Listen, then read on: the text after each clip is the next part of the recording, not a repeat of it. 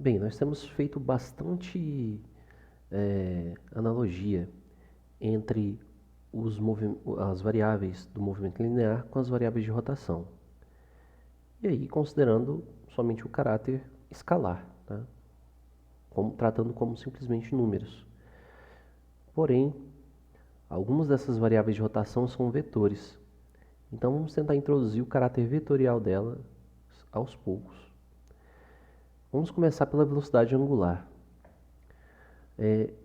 Vamos imaginar esse eixo que está aqui pontilhado, como o eixo Z, que é o eixo de rotação. Bem, vamos dizer então que essas roldanas girem aqui em torno do eixo Z, esse eixo fixo. Como a gente usa a regra para poder descobrir a direção e o sentido desse vetor? Bem, nós vamos utilizar a chamada regra da mão direita. Você vai pegar então esses 4 dedos e pô-los a girar no sentido da rotação. Automaticamente, seu polegar vai dar a direção e o sentido do vetor ômega, que é o vetor velocidade angular. Então, se o seu polegar está apontado para cima, os seus 4 dedos vão girar no sentido anti-horário. Quando o seu polegar estiver apontado para baixo, é porque esses 4 dedos estão girando no sentido horário. Com isso, então, aqui nós temos que ômega vetor é um ômega na direção K chapéu, que é o vetor unitário que aponta na direção, do positivo do eixo Z, sentido positivo do eixo Z. E neste caso aqui nós temos um ômega que vai ser menos ômega K, ou seja, aponta no sentido negativo do eixo Z.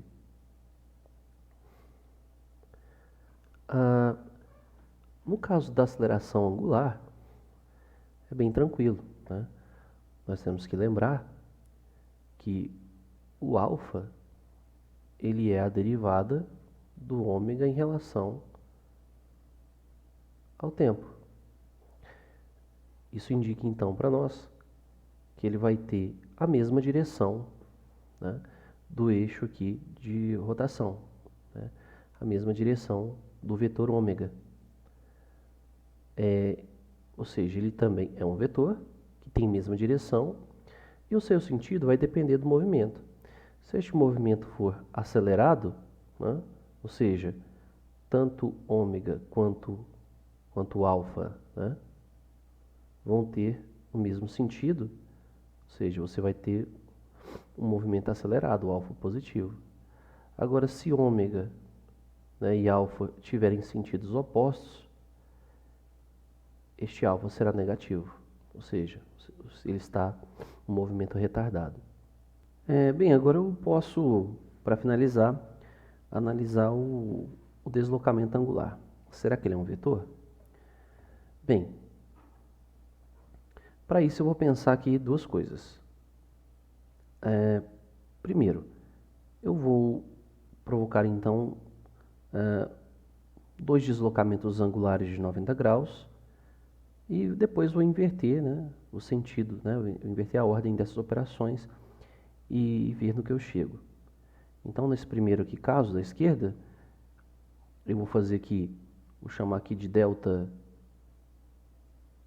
θ x em torno do x, igual a 90 graus. Ele passa a ficar assim. Depois, vou ter um delta θ em torno do eixo y, também de 90 graus. O resultado final, é esse. Eu tenho, então, vou chamar a soma desses dois, de um delta θ resultante 1. Vou fazer agora a mesma coisa que no lado esquerdo. Só que agora eu vou fazer primeiro uma rotação em y, de 90 graus. E depois farei uma outra rotação, só que agora em x, também de 90 graus. Eu vou chamar aqui este resultado de delta θ R1, R2, né? E eu percebo que o resultado, pessoal, é diferente. Isso significa o quê, né? Se eu me lembrar, né, das propriedades dos vetores, quando eu somo um vetor A com um vetor B, se eu inverter a ordem das operações, isso tem que ser igual, o resultado deve ser o mesmo. Ou seja, a soma de vetores, ela é comutativa. Neste caso, nós vemos que esta ordem aqui, né, das operações influenciou e o resultado deu diferente. De modo que eu posso concluir, então, que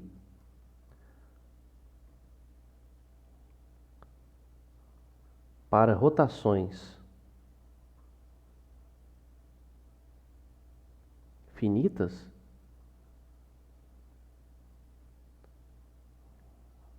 o deslocamento angular não é um vetor.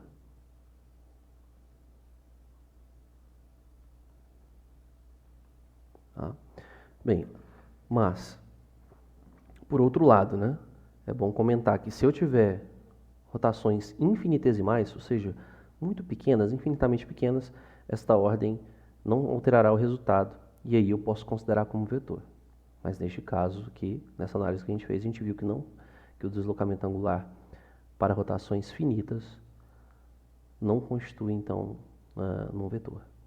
Bem, é oportuno agora fazer uma pausa no estudo das rotações para desenvolver uma ferramenta matemática muito útil, né, que a gente vai utilizar agora bastante, que é o produto vetorial.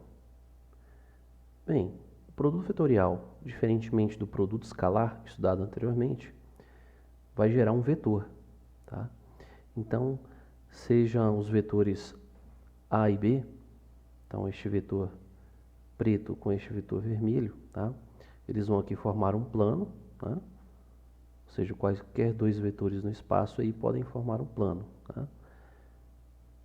O produto vetorial entre os dois, eu falo A é vetor B, vai aqui originar, por exemplo, esse vetor C.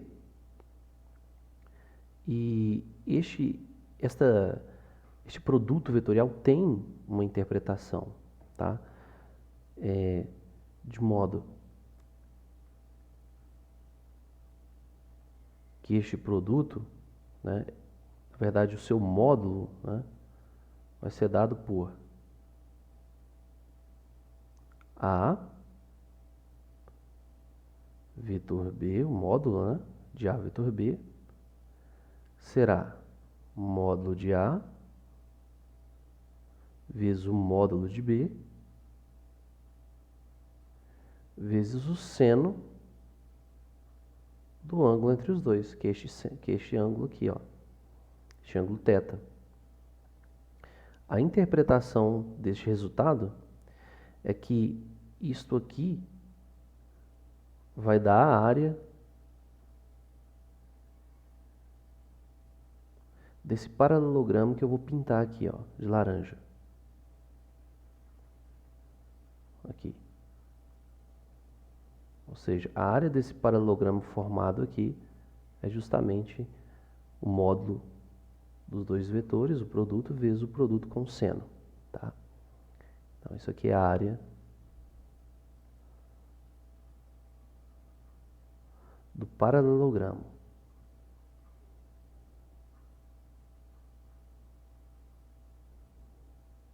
Formado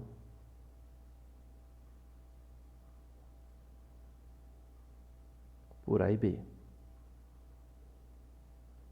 Bem, agora, como é que a gente opera? Como é que a gente calcularia este produto vetorial tendo as componentes, através das componentes dos vetores A e B? Então, aqui eu fiz a decomposição dos vetores A e B em termos das suas coordenadas x, y e z. tá? Ou seja, as suas projeções em cada um dos eixos do nosso sistema aí cartesiano. E aí é o seguinte, ó, para calcular o produto vetorial tendo esses componentes, você vai calcular o determinante dessa matriz, né, que tem aqui na primeira linha, né, os versores, né, os vetores unitários I, J, K. Depois, na linha de baixo próximo, que aparece aqui no primeiro, tá? Que aparece aqui no primeiro A, eu vou colocar uma linha com suas componentes, AX, AY, AZ. E o B, que aparece aqui no segundo termo, vamos colocar a linha aqui de baixo, BX, BY, BZ. De modo que, né, ao fazer este componente, né, teremos como resultado um vetor, né, já que se trata de um produto vetorial. E aqui estão as componentes do vetor resultante C. Este aqui seria, então, o meu CX. Este aqui seria o meu CY. E este aqui é a componente Z. Este aqui vai ser o meu CZ. Então, tentem fazer aí para reproduzir esse resultado. É bem tranquilo, basta resolver esse determinante. E então você tem o produto vetorial em termos das componentes. Então, para encerrar o estudo aí desse nosso importante acessório, né, que é o produto vetorial, vamos ver algumas propriedades, então. A primeira delas, né, seria só uma observação em relação à direção do vetor resultante, né, desse produto vetorial entre A e B. Então, se C, né, é A vetor B, produto vetorial entre A e B, este vetor C terá, né, o módulo dado, né, por essa expressão, como nós já vimos, com essa interpretação. E é importante dizer o quê? Né? A sua direção, né, vai ser perpendicular tanto a A quanto a B. Ou seja, este vetor C vai formar um ângulo de 90 graus com o plano formado pelos vetores A e B. Consequentemente, né, se eles são perpendiculares entre si, o produto escalar desse vetor resultante com qualquer um dos vetores, né, A e B, né, vai dar zero. Né? Ou seja, nós sabemos que o produto escalar, né, entre dois vetores, né, é módulo de A que módulo de B vezes o cosseno do ângulo entre os dois. Se for 90 graus, esse produto escalar vai dar zero. Segunda propriedade, né, ou seja, se o A e B forem paralelos, né, ou antiparalelos, ou seja, formando um ângulo entre si de 0 graus ou 180 graus, esse produto vetorial vai dar zero. Olha, não é difícil verificar, né? Se a gente ver aqui, ó, como o módulo do vetor resultante é proporcional ao seno do ângulo entre os dois, né, significa, né, que o seno, né, tanto o seno de 0 quanto o seno de 180 vai dar zero. Né? Consequentemente, né, esse produto vetorial vai dar zero sob essas circunstâncias. Esse produto vetorial é anticomutativo, né, gente? Lá no produto escalar, né, A escalar B ou B escalar A dava o mesmo resultado. Aqui não, né? Se eu fizer A vetor B, vai dar C. Agora, se eu inverter essa ordem aqui, fizer B vetor A, vai dar menos C. Ou seja, ele é anticomutativo. O produto vetorial é distributivo, né? Ou seja, propriedade comum aí da multiplicação, né? Então, se eu tiver o produto de D com a soma de vetores, basta eu fazer aqui, né, o nosso famoso aqui chuveirinho, né? Esse vezes esse, mais esse vezes esse. D vetor E mais D vetor F. Tá? Temos aqui, né, dois produtos interessantes que podem aparecer para vocês. E esse aqui vai ser o seguinte: se eu fizer o produto misto, né, ou seja, um produto escalar com um produto vetorial, o resultado dessa operação vai ser justamente o determinante dessa matriz aqui, ó. Aqui onde, claro, aqui tem um y, né? Esqueci de colocar aqui. Então nós teremos aqui nesta ordem, né? Este cara vai ocupar a primeira linha, este a segunda linha e este a terceira linha, com as suas respectivas componentes. Tá? E por último aqui eu tenho um resultado que a gente vai utilizar muitas vezes, que é o produto vetorial duplo. O produto vetorial duplo, ou seja, se eu tenho um vetor D com outro produto vetor com F, então vai ser esse resultado aqui, né? D escalar F e menos D escalar F. Isso aqui é importante, né? Principalmente esse segundo caso aqui, né? Para vocês demonstrarem, demonstrem. Né?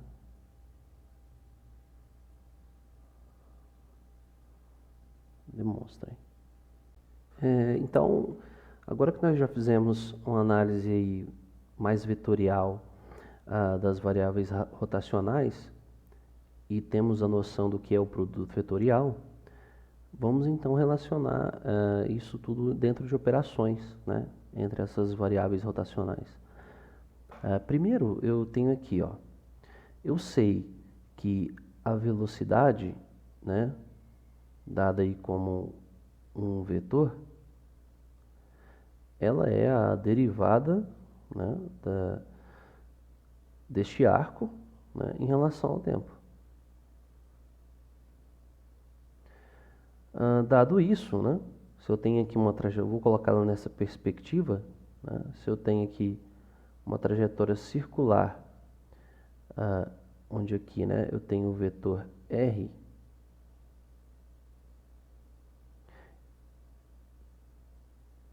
é claro que este vetor V, né, é tangente à trajetória,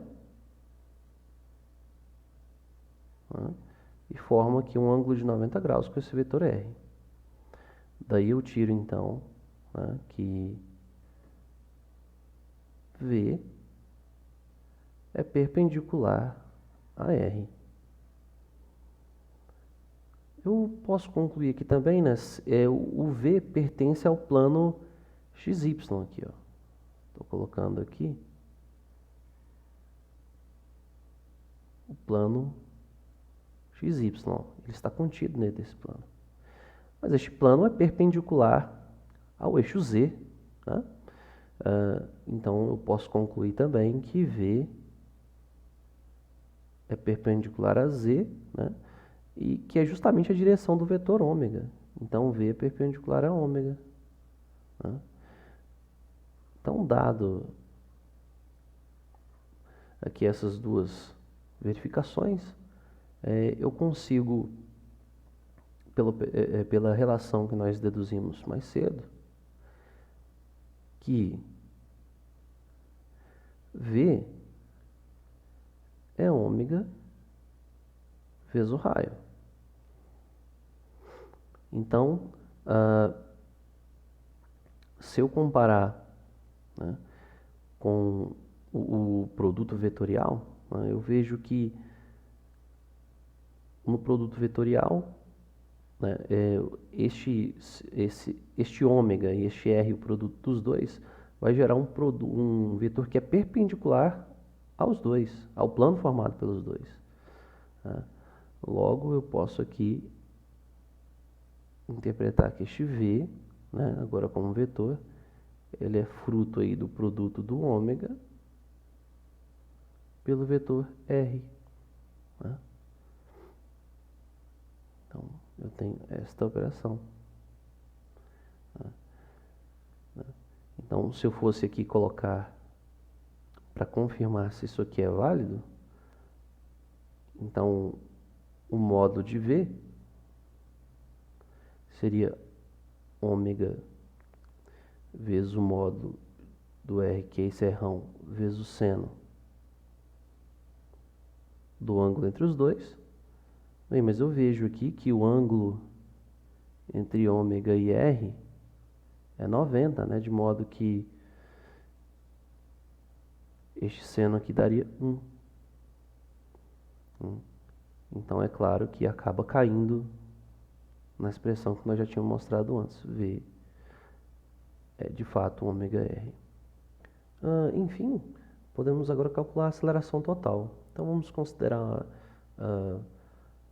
que este movimento pode tanto conter uma aceleração, uma variação da velocidade angular, como uma variação da velocidade linear. Então eu vou partir do fato, nós conhecemos que a aceleração vai ser simplesmente, onde A eu estou considerando a aceleração total, como uma derivada da velocidade em relação ao tempo. Bem, eu sei que esta velocidade, como vimos logo acima, é o produto vetorial de ômega com R, como estão indicados aqui. Olha, então eu posso fazer o seguinte, Então eu vou ter que A é igual a derivada em relação ao tempo deste produto, ômega vetor R. Então eu tenho a derivada de um produto. A derivada do produto é o quê? Utilizando a regra do produto, o que a gente aprendeu com a derivada é o quê? É a derivada do primeiro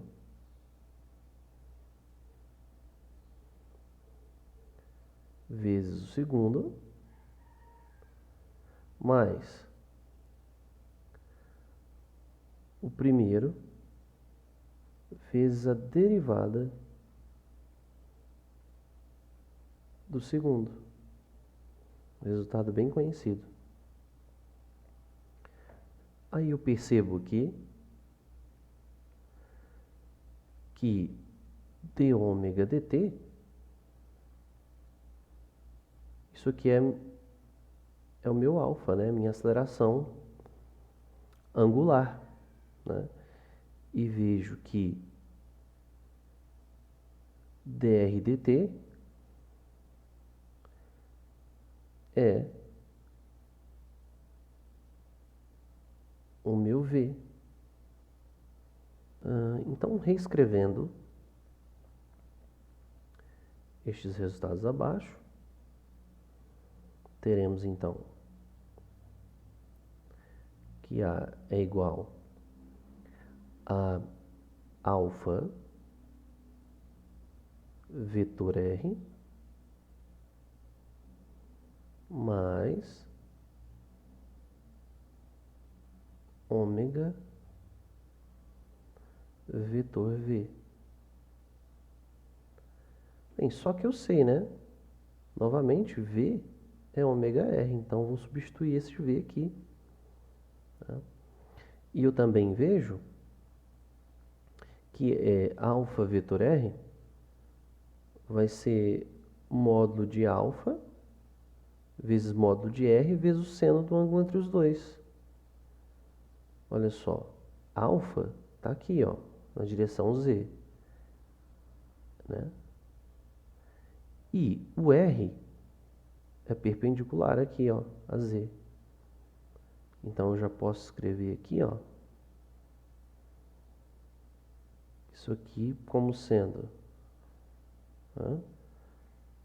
alfa R, o seno entre os dois vai dar 1, e eles vão gerar um vetor em que direção? Na direção de V.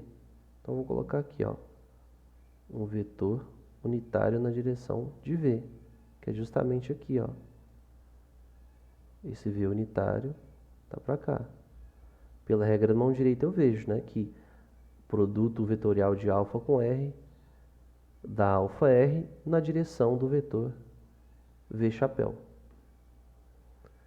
E aqui, eu sei que isso aqui é ômega vetor R. Então, vou reescrever esse produto aqui de novo, né? Isso aqui vai ficar, então, ômega vetor R. Ou seja, é um duplo produto vetorial aqui que vai ficar, né? Então, reescrevendo tudo isso, até agora, vai ficar, então, A igual a alfa R na direção V chapéu, mais ômega vetor R. Eu posso, utilizando as regras, tá, de vetores,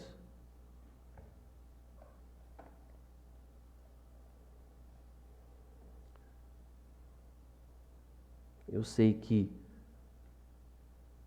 ômega vetor R vetor ômega, isso aqui dá o quê? Né? Vai ser ômega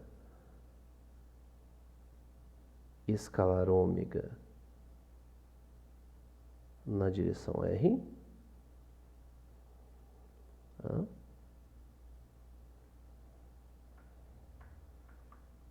Opa, corrigir aqui, né? Vai ser ômega escalar R na direção ômega menos ômega escalar ômega na direção R. Vamos ver aqui pela figura. Pela figura eu consigo perceber que este ômega e R são o que? Perpendiculares, nós já sabemos, né? Eles formam um ângulo de 90 graus aqui, ó. Então isso aqui claramente dá zero. Ômega escalar ômega dá ômega quadrado. Então, finalmente eu vou ter esse resultado. A é alfa R, né? Vou utilizar o R maiúsculo, porque é o padrão que estávamos utilizando antes, né? Na direção de V. Aqui tem o sinal menos, né? Menos ômega quadrado,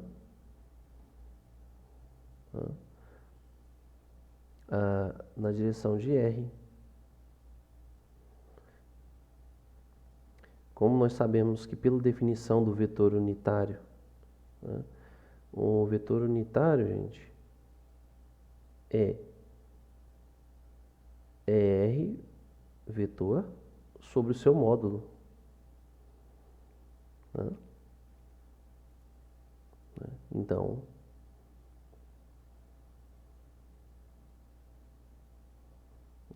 vai ficar então alfa R na direção de V menos ômega quadrado R na direção do vetor R chapéu, onde R chapéu, vamos colocar aqui com o verdinho também, é a direção do vetor unitário de R. Ó. Tá. R chapéu é para cá. Então, por fim, tenho aqui a minha expressão da aceleração completa. E o interessante é a gente interpretar esses resultados aqui. Ó. Eu vejo que este termo aqui é a minha aceleração tangencial. E este termo aqui é a minha velha conhecida, a minha aceleração centrípeta. Né? Ou seja, a centrípeta, né? Aqui vai estar apontando para o centro. E aqui a minha tangencial aponta na direção de V. Esta é responsável, a centrípeta é responsável por fazer o vetor V, né, mudar de direção, e esta aceleração aqui é responsável por fazer o módulo do vetor V ser alterado.